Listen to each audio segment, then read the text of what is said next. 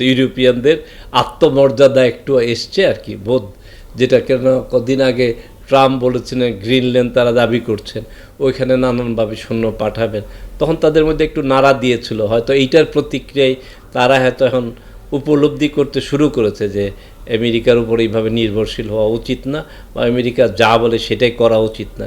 তাদের হয়তো কিছুটা বোধ বা বিবেক বোধ বা নিজেদের স্ট্র্যাটেজি বা আত্মমর্যাদা সেটা বোধহয় কিছুটা তাদের মধ্যে ফিরে আসছে সামান্য হলেও। সেই উপলব্ধি থেকে এখন পর্যন্ত তারা এখানে যুদ্ধে জড়াতে চাচ্ছে না বলে আমি মনে করি।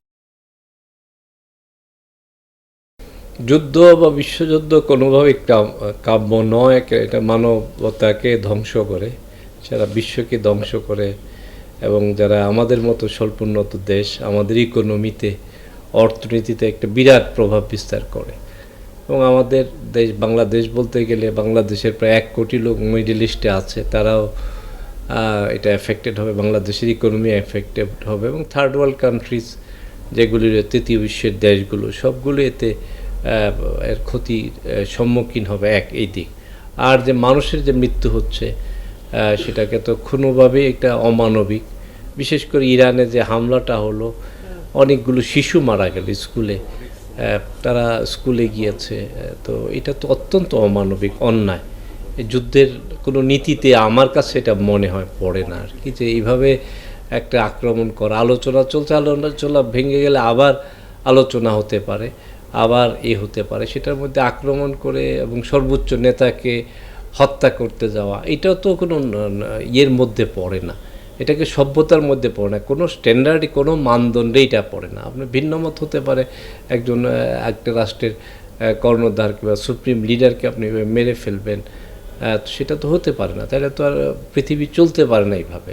তো এইগুলি তাদের অনুশোচনা হওয়া উচিত, বোঝা উচিত, যেটা আরেকবার যদি আরেকজন সুযোগ পায় এরকম কাজ করে তাহলে কেমন হবে।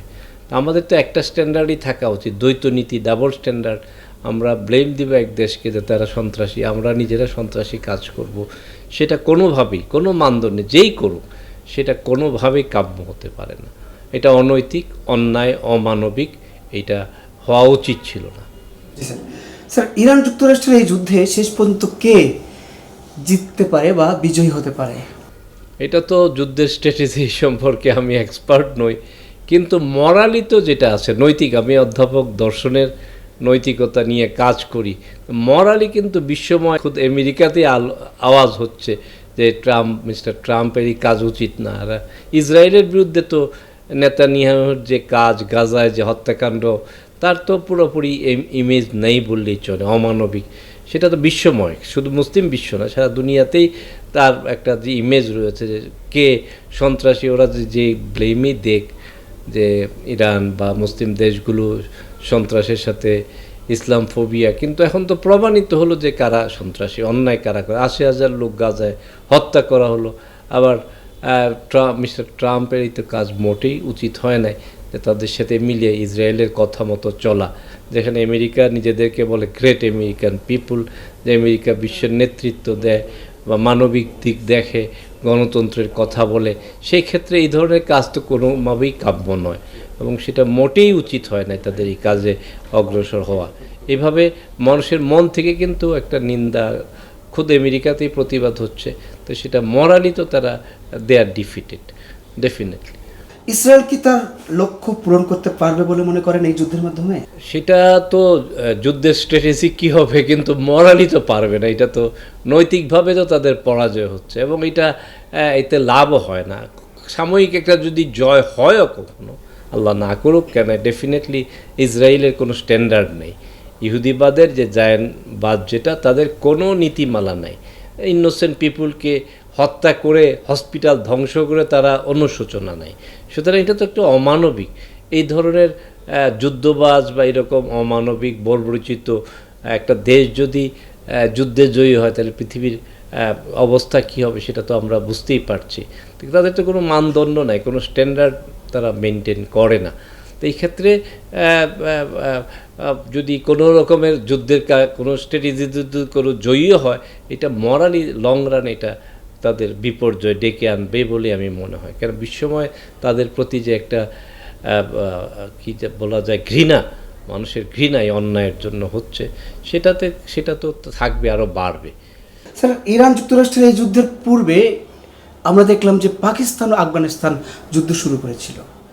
এইটার পেছনে কি কোনো যোগসূত্র আছে কিনা? সেটা তো আর আমি ওইভাবে লক্ষ্য করে থাকতে পারে যে এইটা মোটেই কাম্য নয়। দুইটা মুসলিম দেশ, এই আফগানিস্তান বলতেছে যে তারা ইসলামী রাষ্ট্র, আমিরাত, ইসলামী আমিরাত, ইসলামের যে শিক্ষা রয়েছে, পাকিস্তানের ইসলামী রিপাবলিক, সেখানে এই কনফ্লিক্টগুলি তো কোনোভাবেই কাম্য নয়, ইসলাম এটা অনুমোদন দেয় না।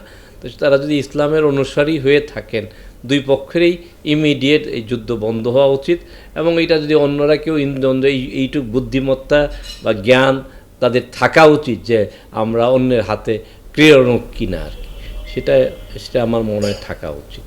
স্যার, আলোচনার টেবিল থেকে উঠে গিয়ে যুক্তরাষ্ট্র কেন ইরানে হামলা করলো? সেটা তো কোনো স্ট্যান্ডার্ডে পড়ে না, কোনো মানদণ্ডে এটা পড়ে না যে কেন হামলা করলো। বলা হচ্ছে যে ইসরায়েলের যে আমেরিকা ফার্স্ট, ওখানে তো কমপ্লেন হচ্ছে যে খুদ আমেরিকা হচ্ছে যে ইসরায়েল ফার্স্ট, এই ধরনের কথা খুদ আমেরিকায় প্রতিবাদ হচ্ছে, মিছিল হচ্ছে। তো এমন হতে পারে যে ইসরায়েলের প্রভাবে, নেতানিয়াহুর প্রভাবে এই কাজগুলি মিস্টার ট্রাম্প করছেন। মিস্টার ট্রাম্প কীভাবে সেটা তো আমরা বুঝতে পারছি না। তো এটা তো আমেরিকান পলিসি, এটাই ছিল, এটা আমেরিকান পলিসি। লং রান এটা বোধহয় আমেরিকার জন্য মোটেই ভালো হচ্ছে না।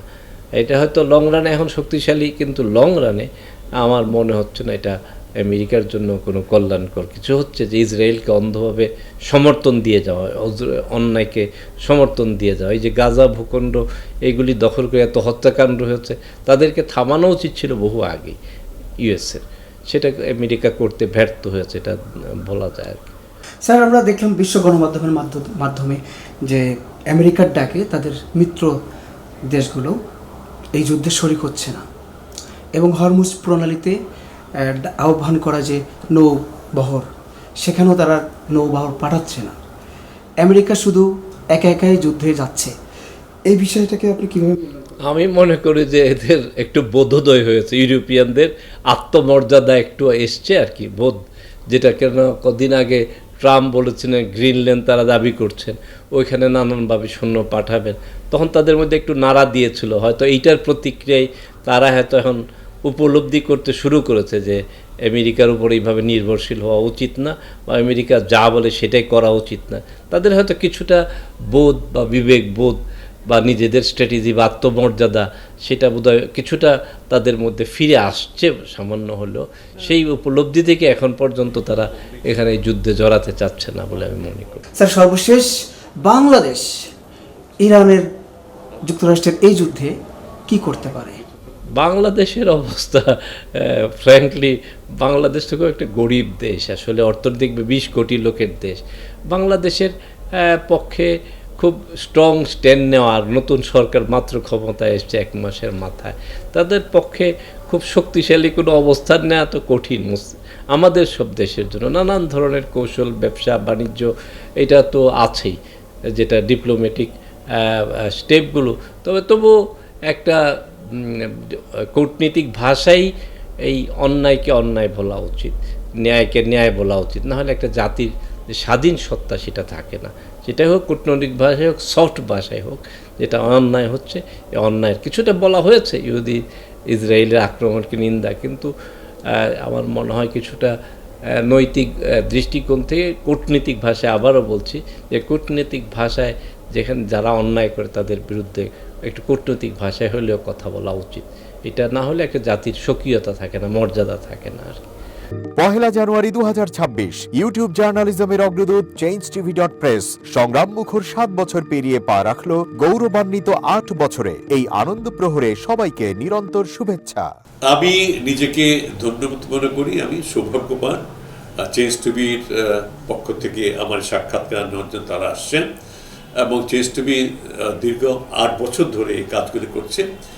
আমি তারা অনেক ভালো কাজ করেছেন, দেশের মানুষের সুখ দুঃখের কথা প্রত্যক্ষ তুলে ধরছেন। আমার আশা থাকবে চেঞ্জ টিভি সামনের দিকে উত্তরোত্তর আরও সমৃদ্ধ হবে।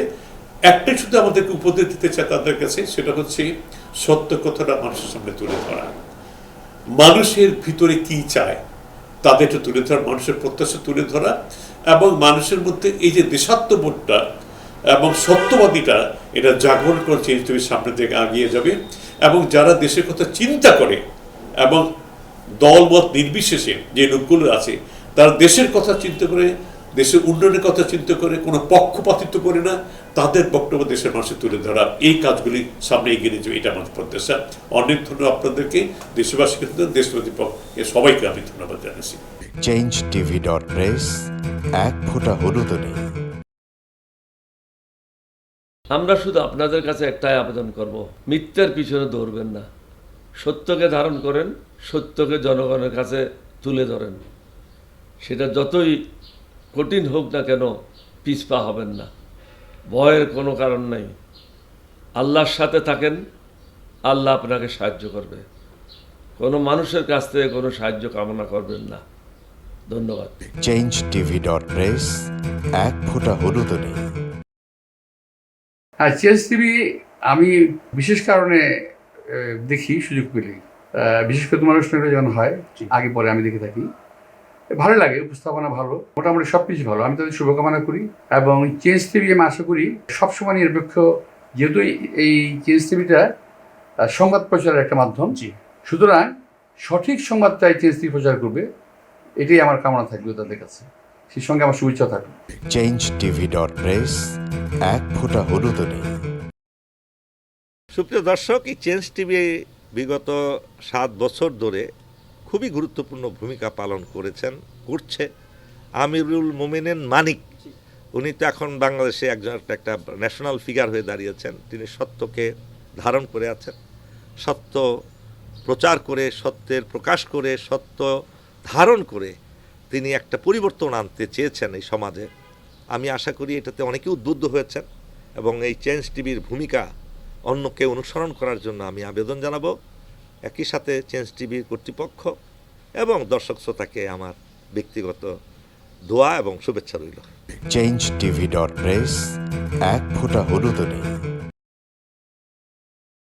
বিশেষ করে আমিনুল মোমিনিন মানিক তার চেঞ্জ টিভিতে তিনি সবচেয়ে আমাদের কঠিন সময়ে, সবচেয়ে দুর্যোগের সময়ে এখানে যে সমস্ত অনলাইন খুব ঝুঁকি নিয়ে দায়িত্ব পালন করেছেন, তার মধ্যে চেঞ্জ টিভি এবং তার প্রধান উদ্যোক্তা আমাদের প্রিয়ভাজন আমিরুল মোমিনিন মানিক, তিনি অন্যতম। changetv.press, এক ফোঁটা হলুদও নেই। চেঞ্জ টিভি সবচেয়ে বড় নাম তো